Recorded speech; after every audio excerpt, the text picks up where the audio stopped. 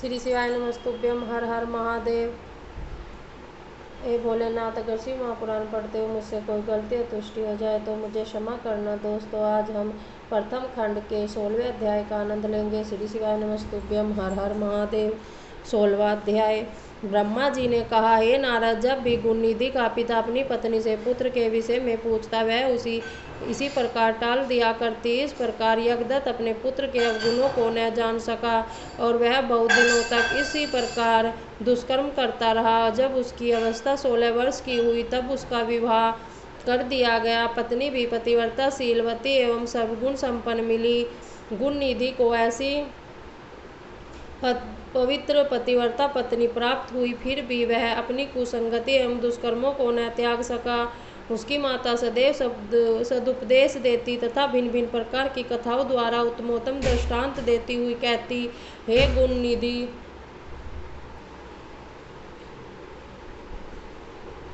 तथा भिन्न भिन्न प्रकार की कथाओं द्वारा उत्तमोत्तम दृष्टांत देती हुई कहती, हे गुणनिधि, तुम्हारी हमारे एकमात्र पुत्र हो, इसलिए इन दुष्कर्मों को त्याग दो। तुम्हारे पिता अत्यंत क्रोधी प्रकृति के हैं। वह अभी तुम्हारे अवगुणों को नहीं जानते, क्योंकि मैंने बहुत पूछने पर भी उन्हें नहीं बताया है, इसलिए तुम अभी तक उससे निर्भय हो।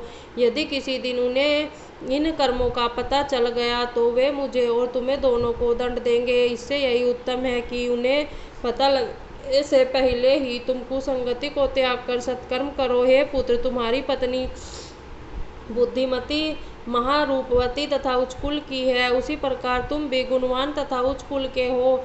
ऐसी पत्नी के साथ सुख से अपना जीवन व्यतीत करो। अपनी स्त्री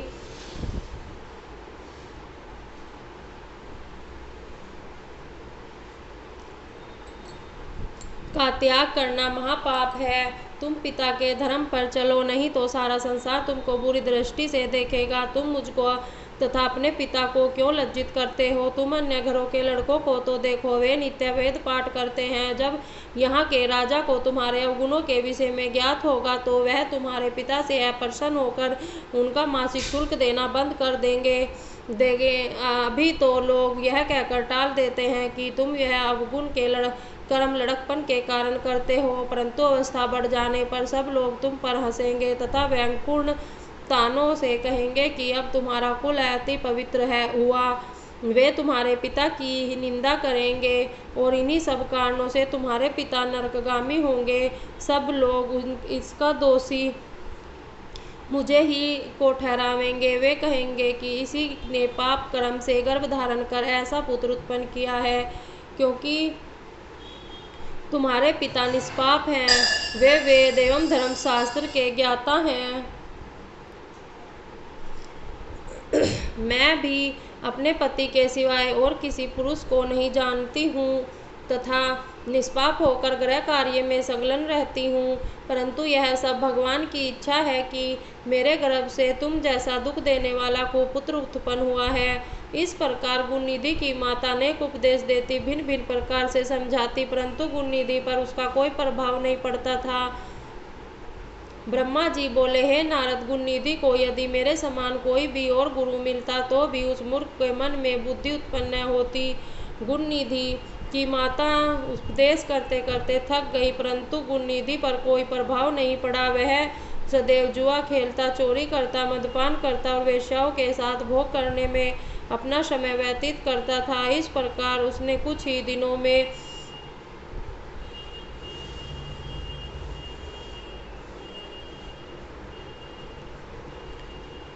पिता का धन चुराकर जुआ, भोग तथा वेश्याओं पर खर्च कर डाला। इस प्रकार वह निर्धन हो गया। उसके पिता ने जितने बहुमूल्य रत्न एवं उत्तम वस्त्र अपनी विद्या के प्रभाव से राजा के यहाँ से प्राप्त किए थे, उनमें से कुछ भी शेष न बचा। तब एक दिन गुणनिधि ने अपनी माता को पूरी तरह निद्रा में लिप्त देखकर उसके हाथ में से अंगूठी उतार ली और उसको जुआरियों के साथ दांव पर लगा दिया। जुआरियों ने उस अंगूठी को भी जीत लिया। एक दिन अकस्मात उसके पिता यज्ञदत्त ने उस अंगूठी को एक जुआरी के पास देखकर पहचान लिया। उन्होंने उस पुरुष को एकांत में ले जाकर पूछा कि तुमने यह अंगूठी कहाँ से प्राप्त की? उस जुआरी ने उत्तर दिया, यह अंगूठी तथा इसी प्रकार के अनेक अंगूठियां मेरे पिता के घर में है। जान पड़ता है प्रायः धन देकर तुम ललचाते हो। भला तुमने ऐसी चतुराई किससे सीखी है? तब यज्ञदत्त ने क्रोधित होकर उससे कहा, अब तुम हंसी छोड़कर तथा छल आदि को त्याग कर इस अंगूठी के विषय में सत्य सत्य बता दो कि तुमने यह अंगूठी कहाँ से प्राप्त की है। मैंने इसे राजा से प्राप्त किया था, अतः तुम इसे नहीं ले सकते। इस प्रकार जब उन्होंने दृढ़ता से जुआरी से पूछा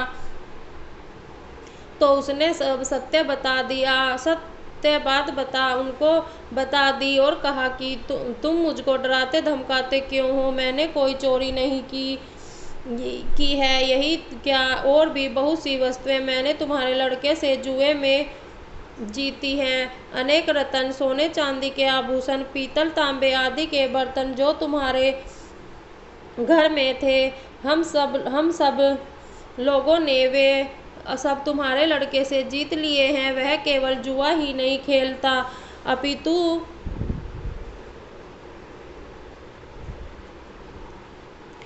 चोरी तथा वेश्यागमन भी करता है। जुआरी के ऐसे वचन सुनकर यज्ञदत्त को बहुत आश्चर्य हुआ। वह कपड़े से अपना मुंह लपेटकर शोक से रुदन करते हुए अपने घर आए तथा स्त्री से बोले, गुणनिधि कहाँ है तथा मेरी अंगूठी कहाँ है। उनकी स्त्री ने यह सुनकर भयभीत हो बड़ी चतुराई से उत्तर दिया, इस समय मैं अनेक कार्यों में व्यस्त हूँ, तुम्हारा भी यह पूजन करने का समय है।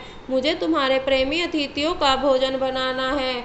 मैंने अंगूठी को किसी स्थान पर रख दिया है, परंतु इस समय स्मरण नहीं है। जिस समय मैं इन कार्यों से अवकाश पाऊंगी उस समय तुम्हारी अंगूठी खोज कर दे दूंगी। यज्ञदत्त यह सुनकर क्रोधित हो बोले, हे कुपुत्र की माँ,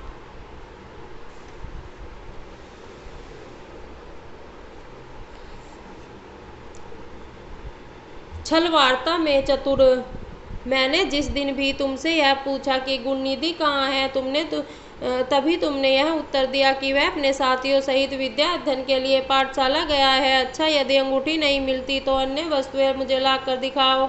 अब तुम पुत्र के मोह को त्याग दो, क्योंकि कुपुत्र किसी का प्रकार का सुख नहीं पहुंचा सकता। अब मेरी इच्छा बिना पुत्र के रहने की है, मुझे ऐसी संतान की आवश्यकता नहीं है। अब तुमको यही उचित है कि हाथ में कुश एवं जल लेकर लड़के के नाम की तिलांजलि छोड़ो। तब तक मैं यह न कर लूँगा, तब तक भोजन ग्रहण नहीं करूँगा। गुणनिधि की माता अपने स्वामी के ऐसे वचन सुनकर उनके चरणों पर गिर पड़ी तथा क्षमा प्रार्थना करने लगी। कुछ देर पश्चात यज्ञदत्त का क्रोध कम हो गया। श्री शिवाय नमस्तुभ्यं। हर हर महादेव। दोस्तों, आज हम प्रथम खंड 16वें अध्याय का आनंद ले रहे थे। श्री शिवाय नमस्तुभ्यं। हर हर महादेव। हे भोलेनाथ, अगर शिव महापुराण पढ़ते हुए मुझसे कोई गलती या त्रुटि हो जाए तो मुझे क्षमा करना। श्री शिवाय नमस्तुभ्यं। हर हर महादेव।